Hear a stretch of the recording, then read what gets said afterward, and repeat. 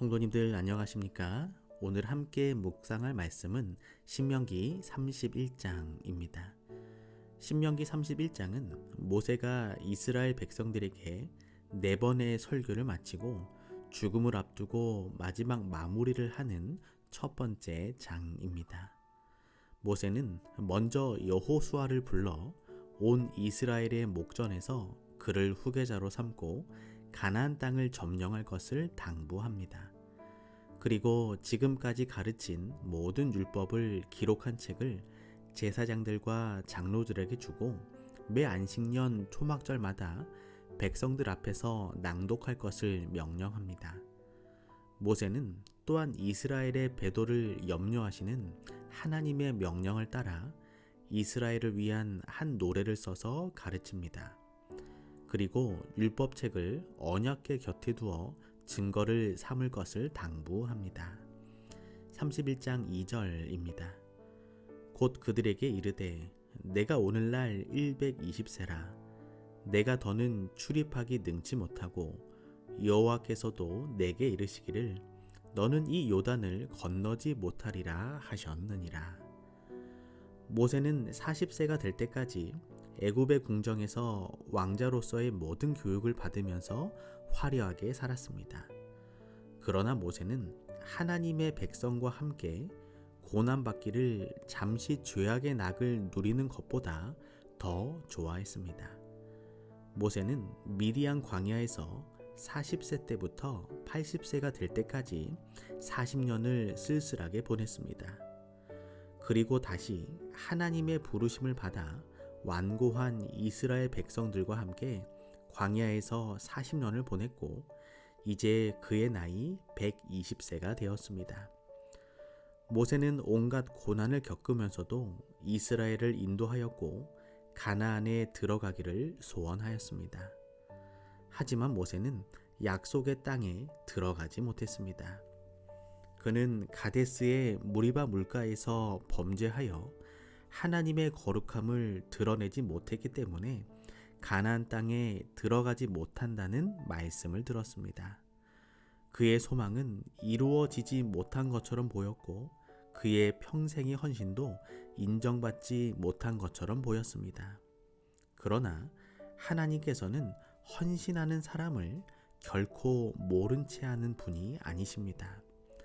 모세는 가나안 땅 대신 하늘 가나안에 들어가는 특권을 얻게 되었습니다. 그는 죽은 후 부활하여 지금 하늘에 있습니다. 모세는 첫 번째 40년 동안 세상을 버렸습니다. 모세는 두 번째 40년 동안 자신을 버렸습니다. 모세는 마지막 이 세 번째 40년 동안 세상에서 아무런 상을 받지 못한 것처럼 보였지만 그는 가장 큰 상, 하늘을 얻었습니다. 우리도 이 땅에 살아가면서 모든 것을 버리고 헌신했지만 아무런 상도 받지 못할 수도 있습니다. 하지만 영생을 얻으면 모든 것을 얻은 것입니다. 오늘 우리의 헌신과 봉사를 몰라줄 수도 있고 상도 받지 못할 수도 있습니다. 하지만 하나님은 우리의 눈물의 헌신과 봉사를 결코 모른 채 하지 않으시고 가장 큰 상, 영생을 주실 것입니다. 이 사실을 믿고 오늘을 살아가게 되시길 소망합니다. 31장 7절입니다. 모세가 여호수아를 불러 온 이스라엘 목전에서 그에게 이르되 너는 마음을 강하게 하고 담대히 하라.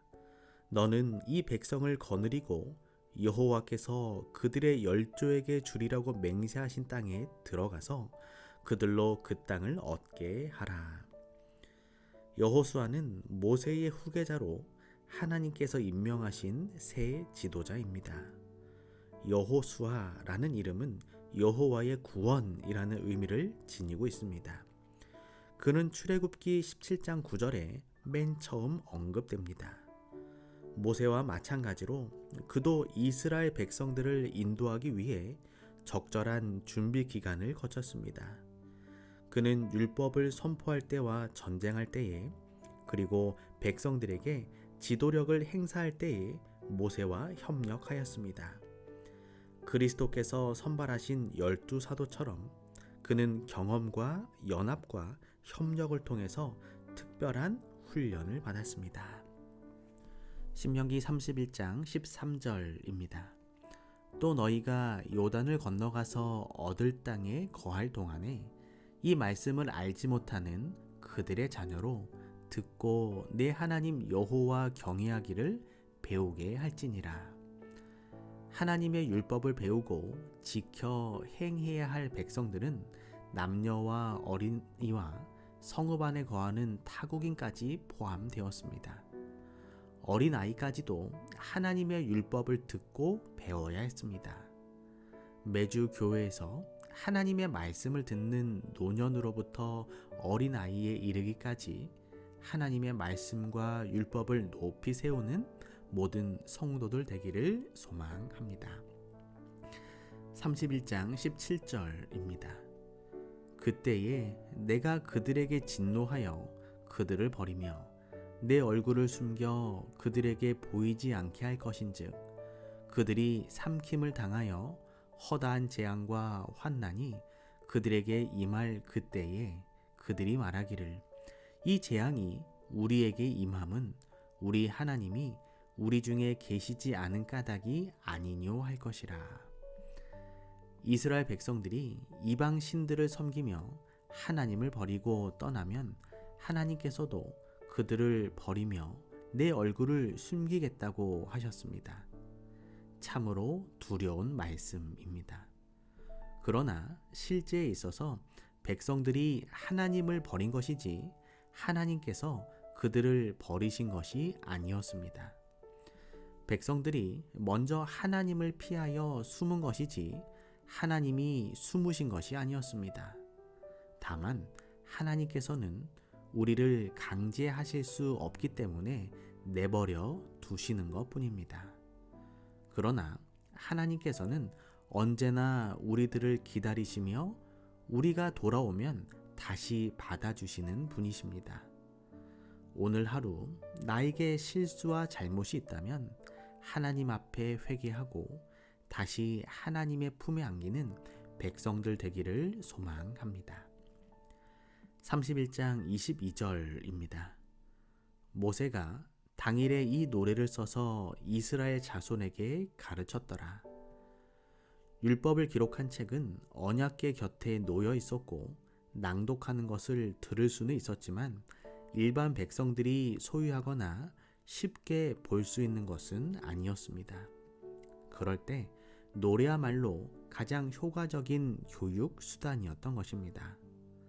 노래는 글자를 모르는 사람도 배워 부를 수 있었으며 위대한 하나님의 역사를 목격한 사람들이 죽어 사라진 후라도 그 내용이 세대에서 세대로 전해 내려오면서 백성들의 생활과 사고방식에 스며들 것이었습니다.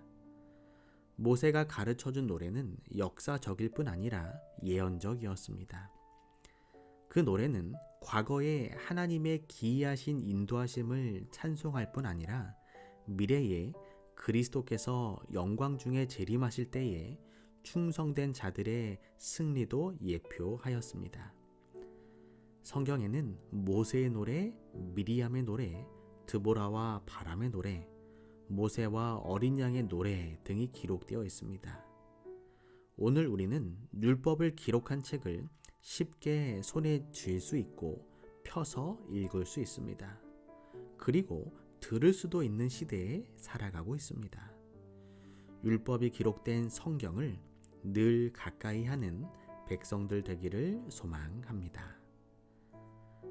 오늘은 조정근 장로님 가정을 위하여 기도합니다.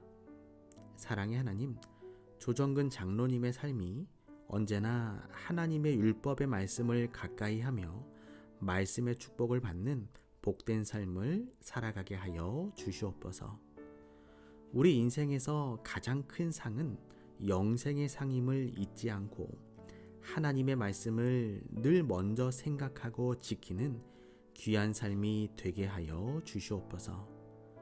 홍수님 집사님과 조은영 가족들의 삶이 하나님 안에서 평안케 하여 주시고 건강함의 복을 허락하여 주시옵소서.